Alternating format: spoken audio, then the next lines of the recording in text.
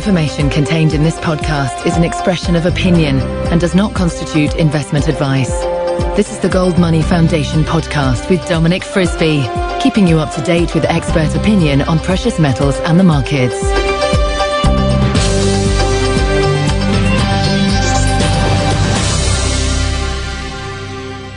Hello, I'm Dominic Frisby, and I'm sitting at the PDAC in Toronto, in Canada, the world's biggest mining conference.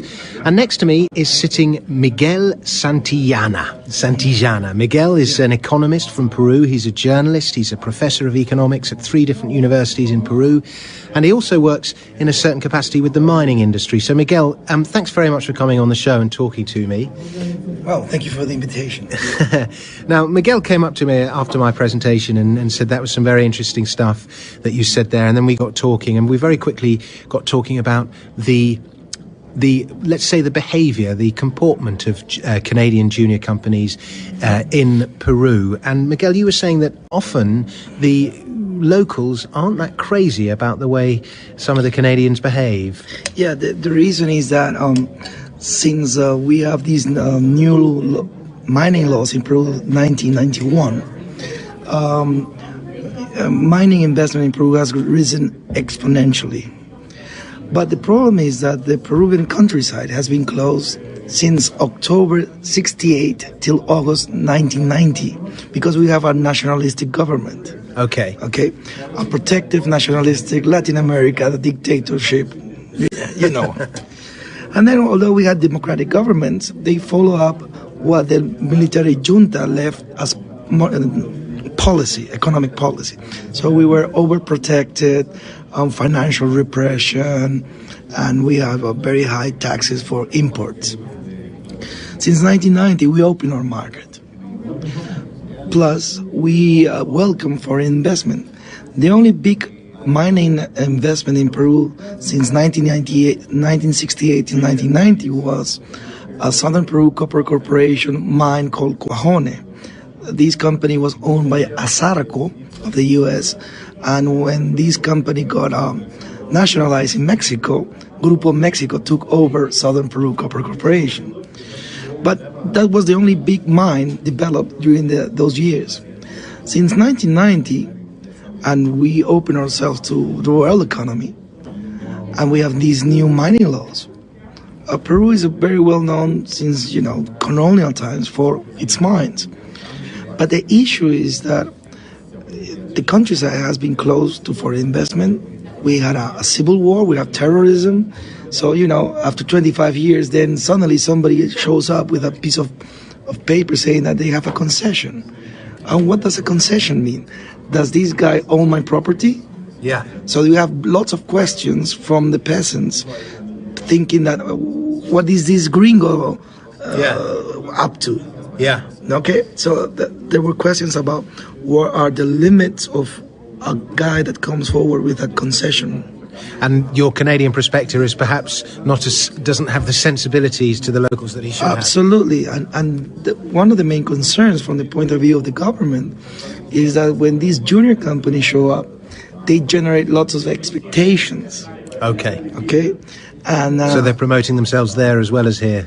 Well, that's the issue, and nobody explains to the people that we're going to look around, and if we find something, this will become a mine. Yeah. But as you know, the attrition rate of ideas to projects to reality, that means that, people get overrated expectations. And because of that, and because of the bad information given by the government, because that's also a public policy responsibility to inform your citizens what's going on with the industry and what are the limits of the guy that shows up with a concession document. There's a lot of mishandling of information, and then you have all these NGOs and interested NGOs that through lies or half-truths generate panic in the peasants, and that's why you have all these social revolts. So it's a combination of generating high expectations, none or very low information from the governments to the citizens, and vested interests from NGOs that are openly anti-capitalism, anti-foreign investments, and so and so. Okay. Do you think attitude, Canadians starting to behave better, or locals start to get more used to things? Well, I'm going to show you. Actually, the Canadians have generated their own framework for responsible exploration. Okay. And this is brand new. This has 2 years. Okay. Old. And they've done their homework, and they have learned from the mistakes. The problem is that we as a country are left with the mistakes, that they become social unrest. Okay, I see. So are you, I know you're not a financial man, but are you bullish about Peru mining in Peru at the moment? Well, are you bearish? Are they No. As you explained in your talk, there's a big opportunity for countries that export commodities, because the world does not end in Europe, the world does not end in the USA. Yeah. So we have a big market in Asia, and India is growing, China is growing, Brazil is growing, Peru is growing. So we have good expectations for all the prospects that we have in Peru. In the mining sector, we have $40 billion in prospects, okay? And if you add energy, hydroelectric plants, gas, and whatever, we're talking about $55 billion of investment for the next 5 years. The issue is how to attract foreign capital, how to manage internal domestic politics, and how a government in Peru that came from the left wing should appear as a responsible, centered government. It's Humala, isn't it? Yes. Do I pronounce that correctly? Yes. Humala. And when it was clear that he was going to win the election, and then he won the election, a lot of newsletters said, that's it, Peru's finished, get out of Peru. We've got another socialist government in South America. No. But actually, he's been more mining friendly than one would expect. Well, I'll tell you something. When I was young and rebel at the faculty, we generated the government proposals for a guy called Fujimori. Okay. 1990. And the idea is that since Fujimori, every guy that wanted to win the election came through their left wing. Okay. Because people want change. Yeah. And if you come from an underdeveloped country like Peru, you understand that we need change. But what Peruvians do not understand is if the change is the Marxist-Leninism or market economics. Because what we had before was neither. Yeah. Right? So, since 1990, Peru discovered that we can do well-behaved fiscal and monetary policy, things that you forgot in Europe. Yeah. Do you run a budget surplus? We run a budget surplus. Our debt is less than 20% of our GDP. Monetary policy is really tightened. Peruvian stock market has outperformed the Canadian exchanges last year. Absolutely. Although we lost money last year. Yeah, but you lost less than everyone else. Yes, absolutely. And we are really bullish in these 2 months. We've made 25%. That's very good. In 2 months. So let's put it this way. I think that the last year we grew 7%. Although we had all this political turmoil, we grew 7%. Yeah. And the idea is that what I was saying is that since the 1990s, people in Peru want to change. But what we have assessed with Fujimori and the other guys that followed is that we have generated through economic growth a brand new middle class, not only in Lima, but in other provincial cities. Yeah. And those guys have learned to be a consumer, to be a citizen, and defend your rights and fight against, the banks and whoever promises to provide a service. And then if you're not happy with the service, okay, let's go to the, your Consumers Federation or things like that. So we are learning market economics. What we had before was the traditional Latin American populist state. Okay. And we didn't have social class. We have like social settlements, the rich. Yeah. So market economics has really opened not only the market, but also the minds, especially of the new generation, that think that they don't need to go abroad. They don't need to be immigrants. Around 10% of Peruvians are immigrants in Europe, Japan, and the US. So now they're coming back. That's interesting. They're coming back. Same thing happened with Ireland. Now, so as an investor, I mean, if you put money into a junior resource stock, you're taking on 1,000,001 different risks. Chief among them being the fact that what this company is actually exploring for doesn't exist, or what they hope exists doesn't exist. But then on top of that, you're also, if you go into certain countries, you're taking on a whole host of political risks as well. Your assessment would be that, correct me if what I'm saying is wrong, but Peru is a country that is rich in natural resources, that has a history of metals and other commodities, and at the moment it's a country that's open for investment. It's a safe place to put your money. It's open for investment. And what I mean, if I strike gold and I find a 1,000,000-ounce deposit, am I going to find myself having to face all sorts of royalties to the government? No. There are two. You will have to pay 30% income tax. And 77% royalty on operating revenue. Okay. But you discount that as a cost. So you pay less income tax. So okay.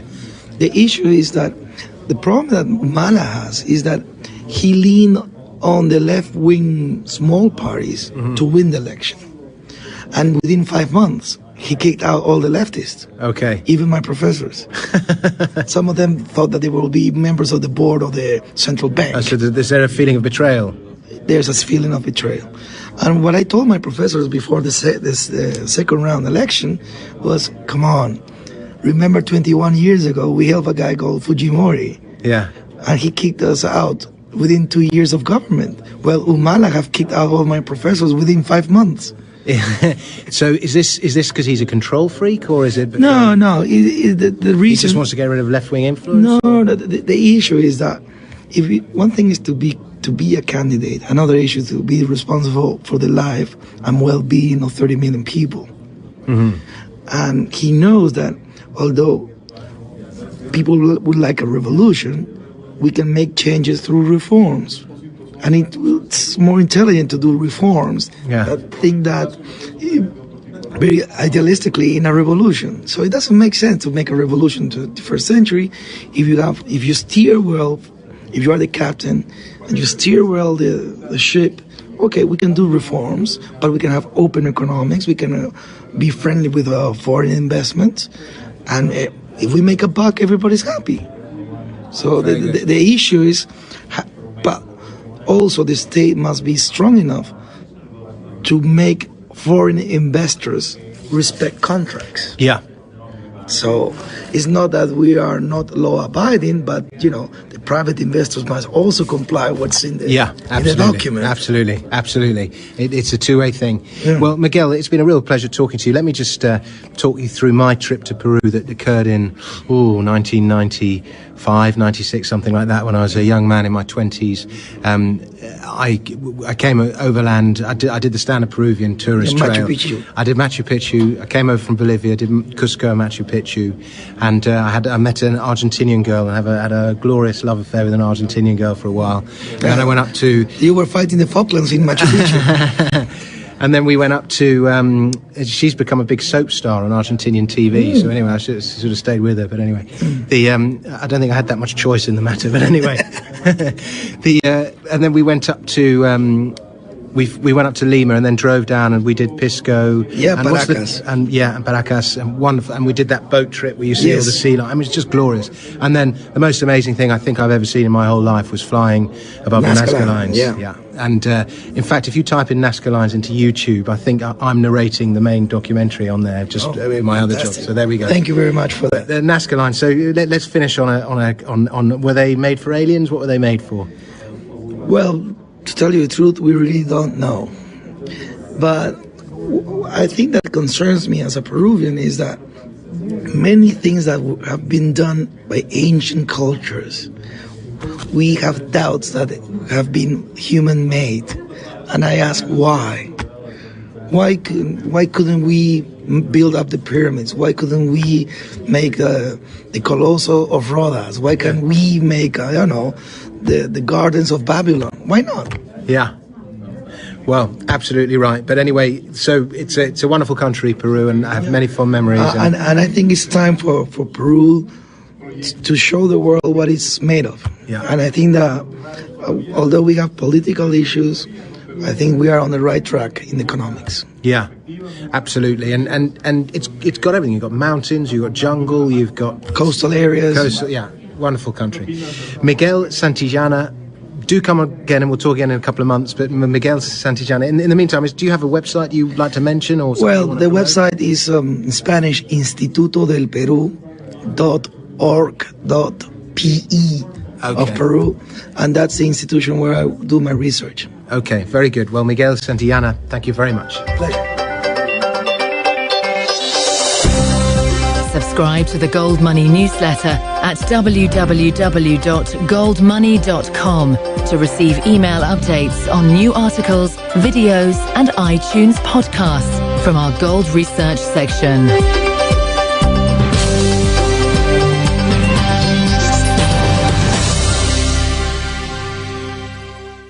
Thanks very much for coming on the show and talking to me.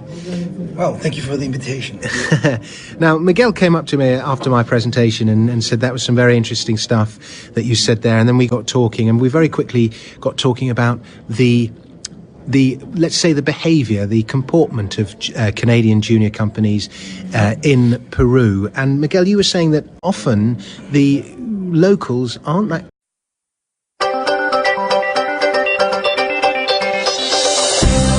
The information contained in this podcast is an expression of opinion and does not constitute investment advice. This is the Gold Money Foundation podcast with Dominic Frisby, keeping you up to date with expert opinion on precious metals and the markets.